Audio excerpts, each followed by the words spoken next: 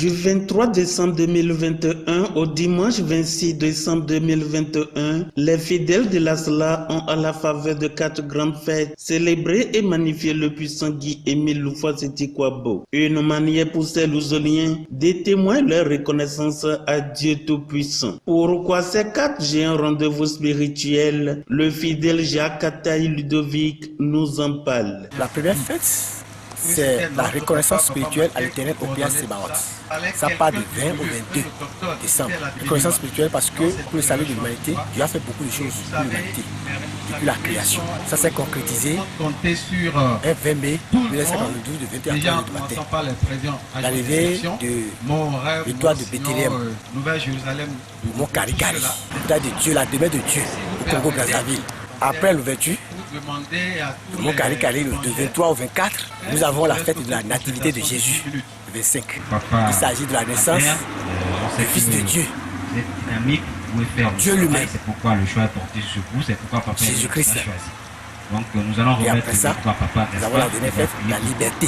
Et pourquoi cette liberté? Parce qu'il y avait beaucoup de choses qui sont passées dans le monde, contrairement à la volonté de Dieu. Mais Dieu ne voulait pas laisser ses enfants. Les idées étaient divisées par-ci par-là. Mais Dieu a voulu qu'il y ait cette liberté, qu'il y ait cette paix parmi ses enfants. Tout se passe dans de bonnes conditions. Donc c'est cet anniversaire-là que nous célébrons aujourd'hui. À ces propos, Elisabeth Akwenyo, membre confirmé de l'OPH, parle de ce qu'un Louzolien peut gagner sorti de ces fêtes. Vous savez, chez Dieu, chaque fête a ses bénédictions. C'est au cours de cette retrouvaille, au cours de cette descente, que Dieu et nos patriarches viennent assister les séances avec nous.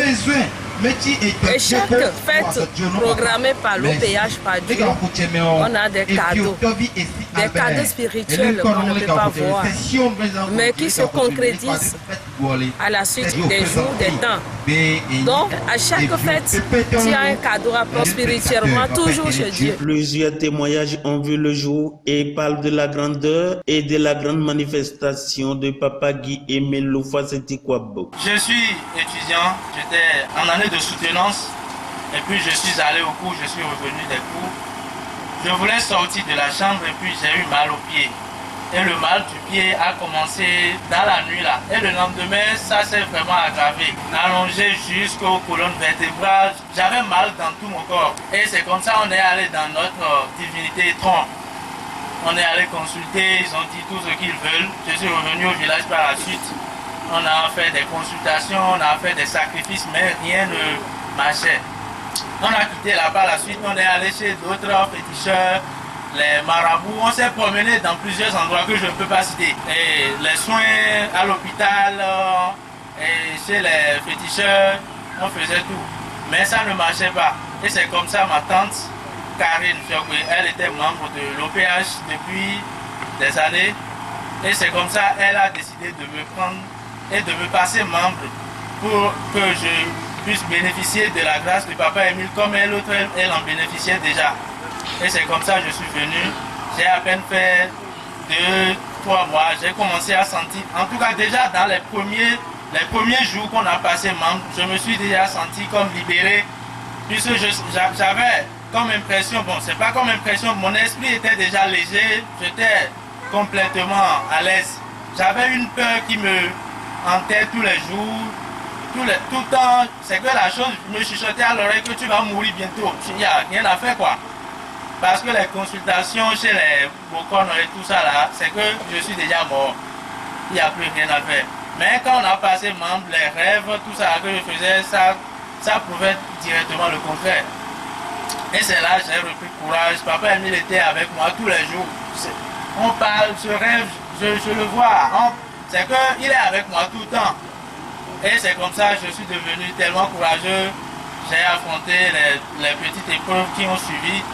Et je me suis senti bien. Moi j'étais à Lokossa, quand Papa Kouvi nous a appelé, nous a sollicité, moi et les frères et sœurs de Lokossa, d'aller voir un de ses amis qui est souffrant.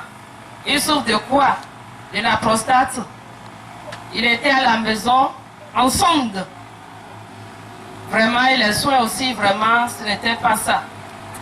Mais on est allé chez lui. Lui aussi, il est un fervent catholique, un berger dans l'église catholique. On lui a parlé de Papa Émile. On lui a parlé de ce consolateur qui est venu le libérer. Donc il a pris. On a commencé les séances, des prières avec lui. Les frères et sœurs ont cotisé. On a fait sa purification et membre. Après ça, là, lui-même a enlevé le sonde. Ça veut dire que Papa Émile a entamé son travail et il sollicite toujours l'aide de Papa Émile qui a commencé le contrôle de sa maladie.